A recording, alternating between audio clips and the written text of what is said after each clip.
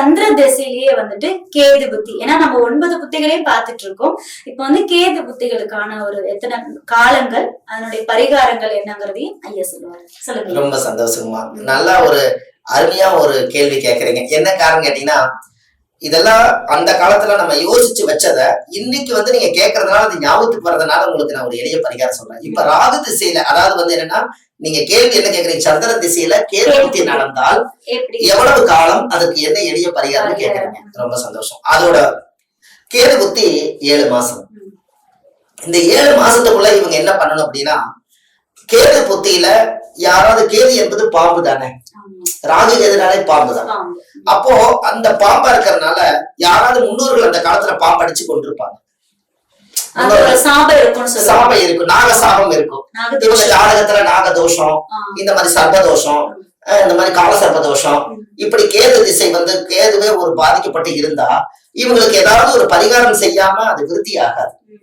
அப்ப அதுக்கு கண்டிப்பா அதுக்கு வந்து அது சொல்லுது, என்னை இவ்வளவு தூரம் அடிச்சு கொள்றையே, நான் உனக்கு என்ன பாவம் செஞ்சேன், என்னோட கால திசைகள் புத்திகள் வரும்போது நீ என்ன கதிக்கு ஆளாகிறவாரு அது சொல்லிட்டு அது மடிஞ்சிடும்.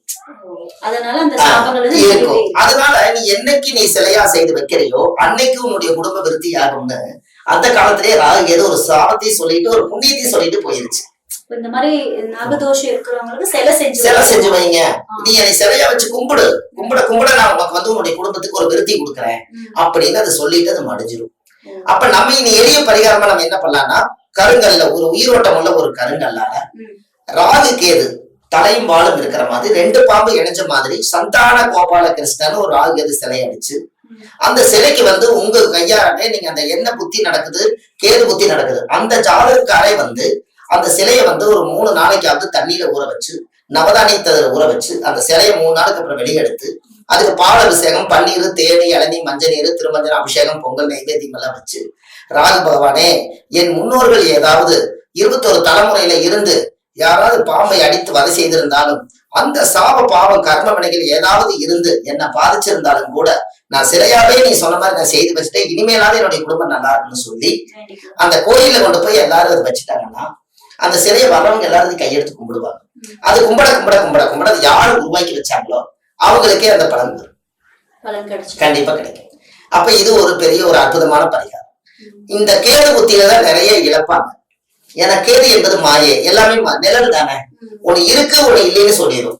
அப்ப இழந்தது நிறைய போயிடும் அவங்க வீட்டுல. கேது ராகுல கொடுத்தா கேதுல போயிடும், கேதுல கொடுத்தா ராகுல போயிடும்.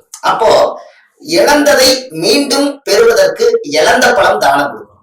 அது பேரே இழந்த பழம். அதனாலதான் இழந்த பழம் வச்சாங்க. நம்மளுக்கு ஏதாவது ஒரு நகை காணா போச்சுன்னா இழந்த மரத்தை சுத்தினாங்கன்னா நகை திருப்பி வந்துடும். அது பேரே இழந்த மரம் தானே, நான் இழந்துட்டேன் அதனாலதான் கூட்ட வந்தேன்னா அது இழந்தது தானே. அப்படித்தான் அந்த காலத்துல வந்துச்சு. இழந்த மரம், இழந்ததை மீண்டு வருவதற்கு இழந்த பழம். அப்ப கேது புத்தியில நிறைய இழப்பாங்க. அதனால முதல்ல இழக்காம இருக்கணும்னு நம்ம என்ன பண்ணலாம், இழந்த பழம் வாங்கி தானமா கொடுத்தோம். கேது புத்தின்னு சொல்லிட்டேன், அப்ப யமகண்டத்துல தானே கொடுக்கணும். அதை கொடுத்துட்டு வந்தாங்கன்னா அவங்க வாழ்க்கை ரொம்ப நல்லா இருக்கும். கேது என்பது நூல் கண்டு. ஒரு பிராமணருக்கு 1 கிலோ நூல் வாங்கி கொடுத்தோம்னா ஒரு கலசத்துக்கு சுத்தி அவர் பூஜை பண்ணிக்குவாரு. ஒரு நூல் கண்டு தானம் பண்ணாங்கன்னா ஃபர்ஸ்ட் கிளாஸ் வேலை செய்யும். அப்ப தொடர்ந்து சுத்திட்டே இருக்கலாம், எங்கேயும் கட்டாகாதுல்ல. அதனால நூல் கண்டு வாங்கி தானம். இதெல்லாம் சின்ன சின்ன குட்டி குட்டி பரிகாரங்கள். ஆனா இது மக்களுக்கு ஒரிஜினலா வேலை செய்யும், ஒரிஜினலா வேலை செய்யும். ஏன்னா இது சொல்றதுக்கு கேக்குறதுக்கும் ஆச்சரியமா இருக்கு எனக்கு. நீங்க சொல்றது கேட்கும் போது அது செஞ்சோம் அப்படின்னா சும்மாவா சொல்லி வச்சிருப்பாங்க இந்த மாதிரி விஷயங்கள் எல்லாமே. ஆதி காலத்துல இருந்து அந்த பெரியவங்க எல்லாம் இதுதான் சொல்லியிருக்காங்க அப்படின்னா நம்ம வந்து நாளடைவில் அதை எல்லாத்தையும் மறந்துட்டோம். சோ திரும்ப இது வந்து ஐயா நமக்கு ஞாபகப்படுத்திட்டு இருக்காங்க. சோ இதுக்கு இந்த மாதிரி பரிகாரங்கள் பண்ணலாமா, கேட்கறதுக்கே வித்தியாசமா இருக்கே, சரி நம்மளும் இந்த பரிகாரத்தை செஞ்சுதான் பார்ப்போமே அப்படின்னு நிறைய பேர் வந்து இதை கேட்டுட்டு செஞ்சுக்கிட்டு இருக்காங்க. ஐயா பார்க்க வரவங்க நிறைய பேர் வந்து பரிகாரங்கள்லாம் செஞ்சு இன்னைக்கு வாழ்க்கையில ரொம்பவே முன்னேறி இருக்காங்க. நீங்களும் மறக்காம உங்களுக்கு எந்த திசையில எந்த புத்தி நடக்குது அப்படிங்கறதையும் நீங்க ஐயா கிட்ட போன் மூலமா நீங்க தெரிஞ்சுக்கிட்டு அதுக்குண்டான பரிகாரத்தை பண்ணீங்கன்னா வாழ்க்கையில கண்டிப்பா நல்லா இருக்கலாம். பெரிய செலவெல்லாம் ஒண்ணும் இல்லை, நமக்கு நேரங்களும் நம்பிக்கையும் இருந்தா மட்டும் போதும், தாராளமா செஞ்சு முடியும்.